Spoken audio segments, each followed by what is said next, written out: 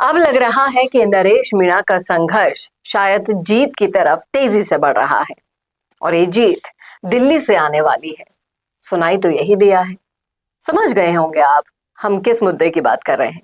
नहीं समझे, समझना चाहते हो तो जुड़िए लास्ट तक हमारे साथ। नमस्कार, मैं हूं चेतना शर्मा। आप देखना शुरू कर चुके हैं संवाद भारत का। भारत के लिए बातचीत करने के लिए मेरे साथ मौजूद हैं हमारे editor in chief Varun Bhansali ji. तो वरुण से जिस तरीके से ये खबर चारों तरफ फैल गई है कि 103 सांसद एक प्रस्ताव पर हस्ताक्षर कर चुके हैं और वो प्रस्ताव लोकसभा स्पीकर को बदलने का है। क्या लगता है आपको कि ये जो संख्या बल चाहिए इस प्रस्ताव को आगे ले जाने के लिए, पारित करने के लिए, क्या ये सब कुछ मुमकिन हो पाएगा? देखिए, 103 सांसद तो ये लोकसभा में है, लेकिन लोकसभा स्पीकर के खिलाफ राजस्थान में भी बहुत लोग हैं जिनमें नरेश मीणा सबसे अव्वल उसमें आते हैं। और वहां अगर ये संख्या बल पूरा होता है तो हाड़ौती में भी एक बवाल बड़ा होगा। वो हमें समझना होगा और उस बवाल में अनचाहे रूप से ही सही लेकिन नरेश मीणा भी जीत जाएंगे जी। नरेश मीणा बहुत वक्त से ये कोशिश कर रहे हैं कि येन केन प्रकरण कुछ बिगाड़ा जाए लोकसभा स्पीकर का, और अब लगभग 103 सांसदों का हस्ताक्षर होने के बाद उस राह पर अब चीजें चल पड़ी है। लेकिन बात यह है कि 500 सवा 500 से भी ज्यादा की संख्या टोटल है अपर हाउस में और लोअर हाउस मिला के। उस संख्या की आधी संख्या तो मिनिमम चाहिए, 103 से नहीं होगा, आधी से ज्यादा चाहिए, 103 से नहीं होगा। और इसी के लिए सत्ता पक्ष बहुत ही ज्यादा रिलैक्स्ड है, क्योंकि ऐसा पहली बार भी नहीं हो रहा। ये ऑलरेडी 3 बार पहले हो चुका है।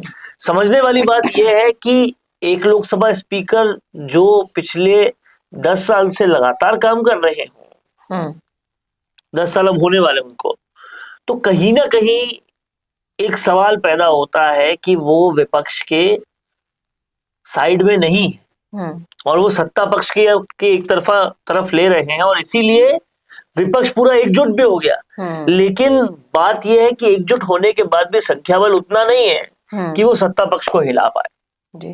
और कहीं ना कहीं ओम बिरला को चाहिए कि अब स्पीकर ओम बिरला को चाहिए कि अब कहीं ना कहीं कुछ विपक्षी दल भी अपने साथ ले। हालांकि सुनाई में यह आता है कि बहुत सारे विपक्षी दल के लोगों से भी अच्छे ताल्लुकात हैं उनके, लेकिन उसके बाद भी 103 संख्या पहुंचना एक अलार्मिंग सिचुएशन है। लेकिन सत्ता पक्ष इस संख्या को आसानी से मैनेज कर सकता है और उस पर से लोकसभा स्पीकर के भी ताल्लुकात बहुत बढ़िया है, बहुत सारे विपक्षी नेताओं से, वो भी उसको मैनेज कर सकते हैं। पर सवाल यह है कि कहीं ना कहीं एक बार फिर से ये बात उठ रही है और विपक्ष ये चाहता है कि स्पीकर बदला जाए। लेकिन अकेले नरेश मीणा तो नहीं है ना, लाइन बहुत लंबी है, 100 से ज्यादा मान लीजिए हस्ताक्षर हो चुके हैं, तो सिर्फ एक नरेश मीणा ही नहीं चाहते। देखिए, ये तो मैं नरेश मीणा का तो कह रहा हूँ कि हाड़ौती में वो चाहते हैं, हाड़ौती में उनके अलावा भी और लोग चाहते हैं, लेकिन 103 सांसद वहां पर भी है। लोकसभा की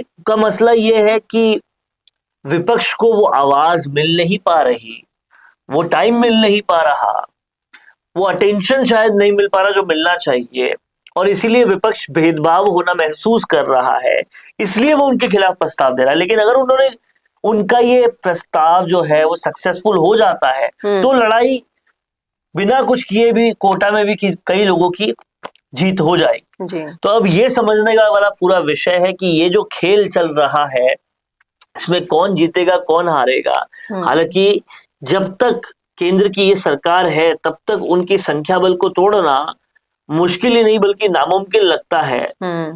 सिर्फ और सिर्फ तब स्पीकर महोदय को खतरा हो सकता है जब सत्ता पक्ष के भी कुछ लोग उनके खिलाफ हो जाए। नहीं तो अकेले सत्ता पक्ष के पास इतना नंबर है कि वो आराम से इस तरह के प्रयासों को विफल कर सकते हैं, और ये चौथी बार विफल होगा। देखना वाकई में दिलचस्प होगा कि जिस डगर पर चल पड़े हैं 103 सांसद, और जो चाहत नरेश मीणा की भी रही है वो पूरी हो पाती है या फिर से एक बार चौथी बार इस दिशा में नंबर आगे बढ़ जाएगा। ये प्रस्ताव जैसा कि आपने बताया कि पहली बार तो आया नहीं है, करना, ये डगर बहुत मुश्किल है, लेकिन इस डगर पर चलते रहना निरंतर, ये देखना वाकई में दिलचस्प होगा कि कौन कितना इस रास्ते पर टिक पाता है। बशर्ते किरण रिजिजू कह चुके हैं कि जिस तरीके से ये प्रस्ताव लाने की तैयारियां चल रही है, इसका कोई मतलब नहीं है, क्योंकि संख्या आधी भी होनी चाहिए प्रस्ताव लाने के लिए, पारित करने के लिए, वो भी नहीं हो पाएगी। और जैसा कि आपने बताया है, वरुण सर ने बता दिया कि प्रस्ताव लाने से कुछ नहीं होगा, इसीलिए कहीं ना कहीं वो भी आश्वस्त हैं कि कर लें दो जो करना है, जिस डगर पर चल पड़े हैं वो डगर अधूरी ही छूट जाएगी हमेशा हमेशा के लिए। अब ये नामुमकिन टास्क कौन पूरा करने के लिए आता है इस रास्ते में, बीच में कोई नया फेस जुड़ता है, ये तो आगे देखने वाली बात होगी, भविष्य के गर्भ में ही इसका जवाब छुपा है। लेकिन आप क्या सोचते हैं कि क्या वाकई में लोकसभा स्पीकर को ऐसा प्रस्ताव लाकर बदला जा सकता है किसी में दम ऐसा?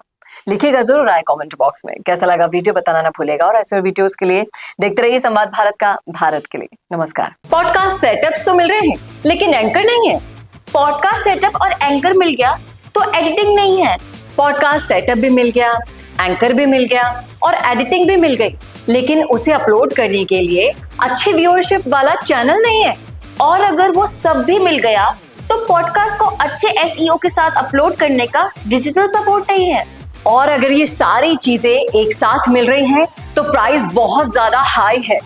तो अगर आपको ये सारी चीजें चाहिए आपके अपने जयपुर में, जो आपको पॉडकास्ट सेटअप्स, एक्सपीरियंस एंकर्स, शानदार studio, amazing editing, 6 crore plus views वाले चैनल पर अपलोडिंग, और तो और सिर्फ पॉडकास्ट ही नहीं, उसके साथ आपको मिल रही है उसी पॉडकास्ट में 5 रील्स फ्री, वो भी सिर्फ 8,000 रुपए में। और ये सब कुछ मिल रहा है आपको सिर्फ और सिर्फ मिशी मीडिया सॉल्यूशंस में। तो सोच क्या रहे हैं? अगर आप भी चाहते हैं पॉडकास्ट के जरिए पूरे सोशल मीडिया पर छाना, तो अभी कॉन्टैक्ट कीजिए स्क्रीन पर दिए गए नंबर पर।